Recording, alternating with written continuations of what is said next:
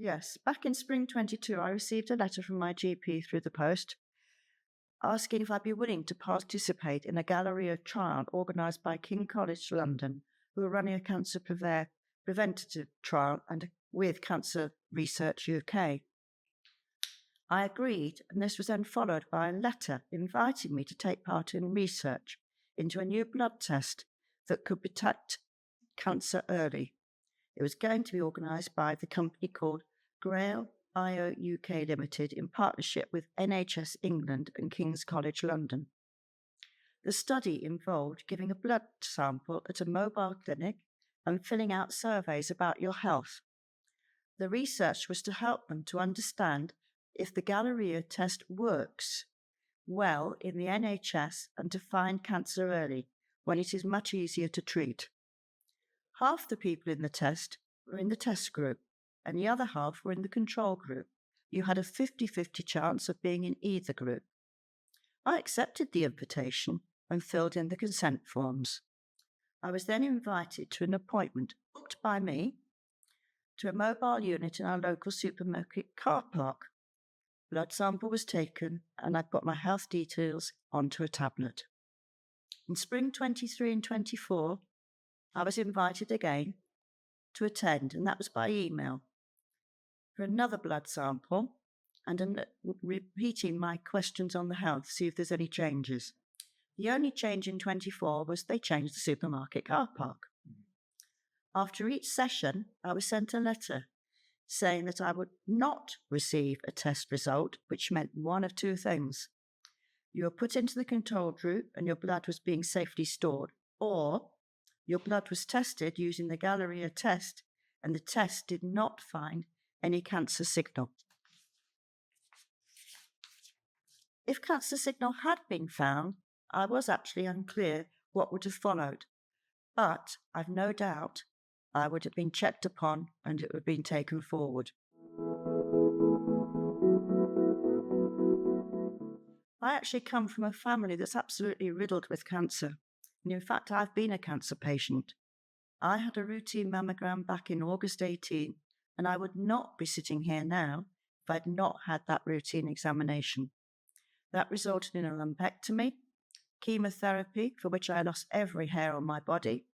I was put into hospital twice. I then had radiotherapy, Herceptin injections, medication for 7 years, which in turn has thinned my bones. But at the end of it, I am extremely grateful to all the staff that have given me such a wonderful outcome. As you can imagine, I've been very keen to help in any way to improve the path for any unfortunate person following behind me. As I used the internet, the booking was absolutely no problem at all on 3 occasions. The links worked. There was absolutely no issue. The supermarkets were extremely easy for me to reach. In fact, on 2 occasions, I was just able to toddle around the corner. I was never kept waiting, and the answering simple medical questions on a touchpad was equally easy, and I'm sure they would have helped anybody that wasn't familiar with that. The unit was clean, efficient, pleasant, with easy access for disabled people, and initially I'd always been asked whether I had any mobility problems or any language issues. The staff taking the blood were excellent at their job. They certainly weren't butchers. I was very happy to assist in any way. I might also have benefited, but I had no idea which half I was in.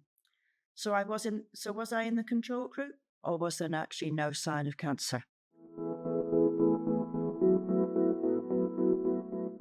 There was a remuneration of a £10 supermarket gift on each occasion for taking part. That initially came as a total surprise to me. I'd have done it for nothing. So in total, I received £30 for giving a few minutes of my time.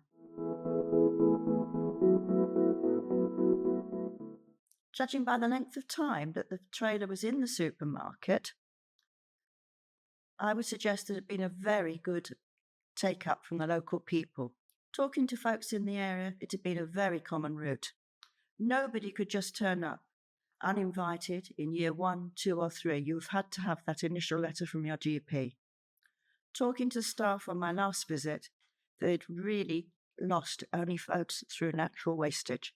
And on the day I attended at 4 p.m., they had actually had absolutely no shows that day. Everybody had turned up. I belong to the Cancer Co-Production Group, which is 5 years old, and I've been a member of for all those 5 years. A group of volunteers with lived experience of a variety of cancers and ages and sexes, a complete mix. We are not medically trained, but have researched in many areas of oncology, looking at it from the patient point of perspective. As a result, a large number of areas have been looked at, including cancer care reviews, which are carried out by your GP practices, late effects of radiotherapy on our bodies, particularly of a sexual nature. You can imagine if you're a woman and you've had sexual surgery in your sexual organs, then radiotherapy is very unpleasant. The uptake of the bowel test, the FIT test, the colonoscopy procedures, causes of cancers, patients and their carers, and many, many more things. All of this has been co-produced by the group with a facilitator and paid staff relating to the particular area that we're looking at. The aim on every occasion is to make the process more efficient, user-friendly, informative, and caring.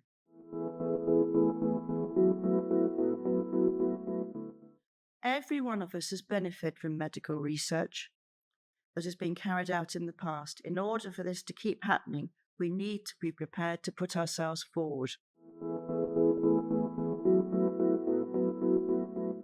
Think of others, family and friends that have already lived a much healthier, more comfortable and longer life than many previous generations, including yourself, that has come out by research. You've nothing to lose, and helping medics in their research feels a good thing to do, and for future generations to benefit. When I left the trailer the last time, I was given a leaflet thanking me and explaining how it had worked over the 3 years that I'd been taking part. I was one of 140,000 people that had taken part in that trial.